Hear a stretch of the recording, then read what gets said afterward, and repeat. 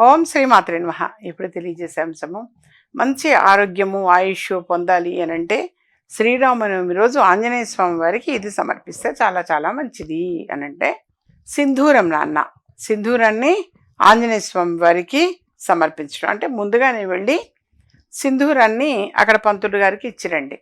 వాళ్ళు సింధూర పూజ అని చెప్పేసి కూడా చేస్తారు.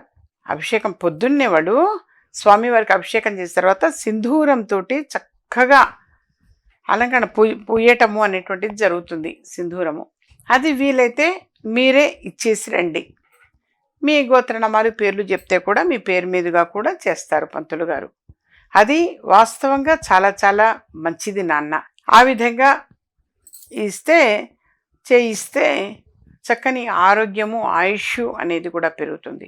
మరొకటి కూడా ఏంటంటే దంపతుల మధ్య ఏదైనా చిన్న చిన్న విభేదాల నుండి ఉంటే అవి కూడా తొలగిపోతాయి. అన్యోన్యత పెరుగుతుంది.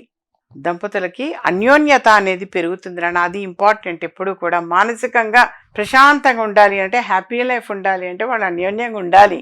దంపతులు అన్యోన్యంగా ఉన్నారు అని అంటే ఇవన్నీ లభిస్తాయి. ఇప్పుడు చిన్నపిల్లలకి పెద్దవాళ్ళు అది చెబితే తెలియదు, చూసి నేర్చుకుంటారు.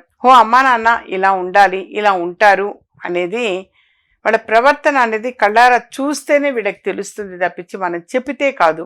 ప్రాక్టికల్గా వాళ్ళు చూస్తారు. సరే, దీనివల్ల ఏంటంటే ఇటు పిల్లలకి పాజిటివ్ ఎనర్జీని పెంచిన వారు అవుతారు, మీకు కూడా అన్ని విధాలుగా కలిసి వస్తుంది.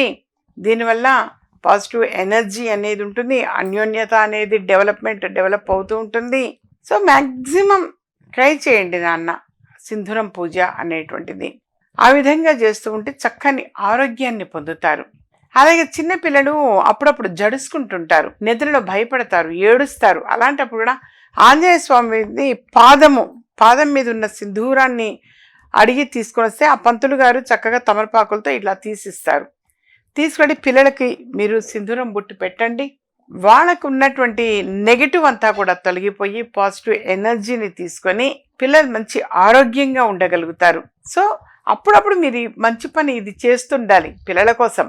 ఆ విధంగా చేస్తూ ఉంటే కనుక పిల్లలకు కనుక మనం అది పెడితే ఆంజనేయ స్వామి వారి సింధూరము అనేటువంటిది యథార్థంగా మీ మనసులో ఏదైతే అనుకుంటారో అది డెఫినెట్గా నెరవేరుతుంది.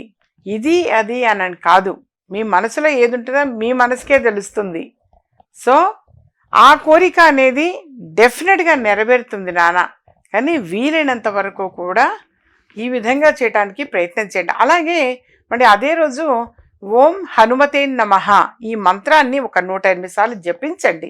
గుళ్ళో చక్కగా పక్కన కూర్చొని ఓం హనుమతే నమః, ఓం హనుమతే నమః, ఓం హనుమతే నమః అని మానసికంగా అనుకోండి, బయటికేం అనక్కర్లేదు.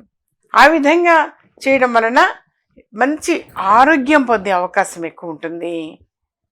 అలాగే భార్యాభర్తల మధ్య అన్యోన్యత అనేది కూడా పెరిగే అవకాశం ఎక్కువగా ఉంటుంది.